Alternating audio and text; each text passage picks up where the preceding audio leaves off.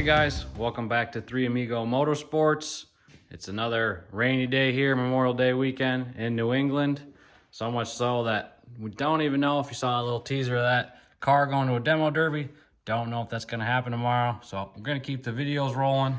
I'm trying to start a new segment. I'm going to do bike of the week or maybe bike of the month. We're going to throw in some of the bikes that the three of us own on the channel and a lot of our other friends that own motorcycles. We got my friend Street Glide in the works. Had to reshoot some of that. Had some mic issues. But to keep you Victory guys happy, this is my 2012 Victory Highball. I picked this bike up, it was September of 2017. For some reasons, I always buy bikes in September. I bought this one, obviously. The Harley I bought last Labor Day. And my beloved cross country out there, I also bought on Labor Day. Anyway, I picked this up used in 2017. I think it had about 7,000 or 8,000 miles on it. When I went and picked it up, it was pretty much in stock fashion. I'll drop a picture in what it looked like. I think the only thing I had done to it was some Victory Stage 1 pipes, some really ugly grips, a couple other things. Like many people say, I said, I wasn't going to do that much to this bike. But one thing led to another, and I kind of finally got it where I wanted it. I think the only thing I would do, in addition to what's done now, is I could see upgrading suspension, but we'll get to that. I guess where we want to start, it's got rifle fairing on the front, which does a nice job keeping the wind off your chest and shoulders going down the highway. Nicely made. I had them paint it. I can't remember what it cost, but I believe that's a 17-inch shield on it. If you're interested in one of those, definitely get your order in because I think I waited 6 or 7 months. It was so long that they ended up giving me a discount after all my back and forth. So that really sets off the front. Next, I did a set of T-bars from Dean Speed Customs. If you own a Victory steel frame, you should really check him out.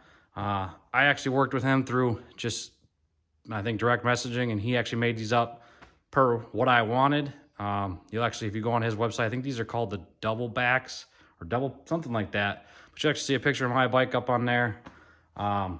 They get a little bit of pullback here in the riser to bring them back towards you. That's a bad angle. Right there, you see the pullback and then the additional pullback in the top bar itself. He originally made those up for me in a 16, but after a year, I realized that was a little too aggressive. I mean, to the point where my hands were going numb while I was riding. So this past winter, that was my winter project. I actually cut the bars down. Now they're probably somewhere around 13 and a half. I cut 2 inches at the bottom and re-welded a bung on the inside to, thread them, mount them up. The next thing I did that I really had envisioned for a while was when doing that bar changes, I made that brace there. So you can see I got my ram mount, nice setup, nice and center for navigation or whatever. And I used the factory gauge pod. I was able to cut just a little bit off of it to get my gauge mounted up right, point of view. You see it right over the handlebars. Before I was looking down at it through the center, you couldn't really see it. My buddy helped me with all the wiring just because I hate doing wiring. Did a real clean job, if you can see it there. Factory extended everything, put the nice loom on it. It came out super sweet, no issues. I love the setup. Got the gauge right in your face, can't beat that. The other thing I did was one of these Deadbeat custom bar bags up here. Just enough for your bare essentials, glasses, gloves, maybe a bottle of water, what have you. When I did that, we cleaned up all the wiring, internally wired all the bars to give it a nice clean look. Just a set of Bitwell grips on here, cheap grips, but they work well. So I think after my bar setup, the next thing, well, it was one of the first things I did, but I did this BMC seat, which is a rebranded and covered Corbin. Like this seat, firm but giving at the same time, really comfortable. For materials, I did leather on the sides and everything, but I did this gripper material on the pan, which I recommend that material because it really holds up well. If your bike sits out in the sun or a lot of elements, it doesn't get the same cracking effect natural leather does after some time. That seat's probably a few years old. I think the only thing, the BMC faded a little bit. It's a little pink instead of red, but clean lines on that. The white double diamond stitching and the red really ties together with the pinstripe and everything on the tank. We get down in the motor, got your red plug wires tied together. The This has Lloyd's 501 cams, I want to say, in it. I'll have my editor drop the dyno sheet in. I had this tuned last 2 Aprils ago. It made 110 horse and 115 foot-pounds, so it goes well. So with the cam, it's a Power Commander 5 for the tune, and there's an Arlen Ness air cleaner into there where it gets rid of the air box. I don't know if you can see it up in there. Yeah, you can see a little bit of it. So the open air cleaner under there. That one's kind of a pain to clean. Not crazy about that setup because you got to take everything apart, but it is what it is. This, once Lloyd put his hands on this bike, it runs amazing and it rips. Easy horsepower to make out of a Victory. The exhaust I picked up used is a Bassani Road Rage. I actually picked this up for I think like 150 bucks. Threw a coat of paint on it. I did the heat wrap. I have the heat shields, but I did the heat wrap just to do something different. It is fading a little bit. It's been on there a couple of years, but I like the look of it. When I got it, it actually had the Victory Stage 1 performance pipes on it, which I guess actually tell you to cut the frame right here, and there's a little cap, which I had no idea about until I got this exhaust on and said, wait a minute, how do I mount the rest of this?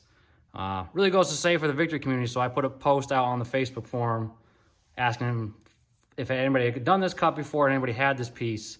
And within a few days, or people commented right away, but someone offered me the piece that they had just cut off, even shipped it to me, would not even take the money for the shipping to send the piece out to me. So I welded it back up.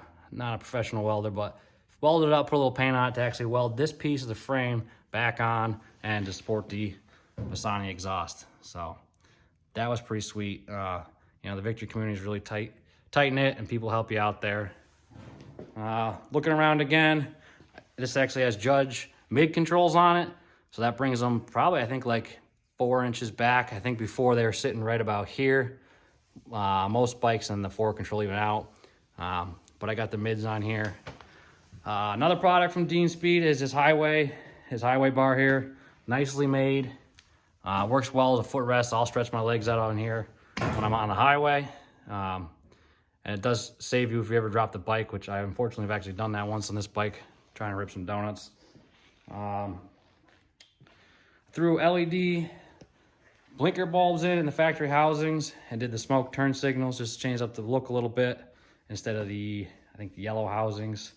And one of the other things I did is I put a resistor up in the front so that the front blinkers act as a running light and they stay on. And sorry if I'm jumping around here, I'm just going over things as I see them. This is, I don't know how you say it, Wasamic, some Amazon special LED headlight. It's that 5 3/4, drops right in. I did have to get the H11 to H4 adapter. Don't quote me on that, but for 40 bucks, definitely a brighter headlight over the factory halogen. If you saw in the picture originally too, this bike actually came with that triangle style headlight. I swapped that out for a round one before I did the fairing. One of the other things I did, I was sick of scraping all the hard parts cornering this thing. So I had done some research and found that the kingpins in some of the older touring Victories or the Vegases, the Highball was a low version, so it was an inch shorter than stock. So I put a kingpin OEM shock on the rear, which actually brought the rear of this bike up about an inch. To match that in the front, I actually had the guy over at Taylor Specialties made me some fork caps to make some extensions. I had him make them about 2 inches. He machined them out for me to give me a little bit of a cheater lift up front. I actually ended up dropping them down a bit, but it gave me just that little bit enough lift to match the back and give me a little more lean angle.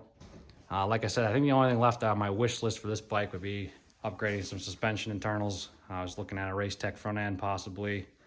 And Penske, I think, is one of the big brands for Victories in the rear shock. The other obvious thing is took me forever, but I scored a set of gunner wheels. I think I found them both on eBay, but like 6 months apart. If I remember correctly, I think the front was a brand new in a box, and the rear was a lightly used takeoff. I ditched the white walls. I really like the look though. Got rid of the spokes. I mean, the white wall look was cool, but I like my all black Michelins. The Michelin's, I think, too, handle a lot better than the factory Dunlops. I'm a fan of the Commander 2s. Trying to think if I'm forgetting anything. But besides that, on a nicer day, I'll get this thing out. We'll do a start up and take it for a rip so you guys can see in here. Thanks for watching. If you guys want to subscribe, click the button below, and we'll see you on the next video.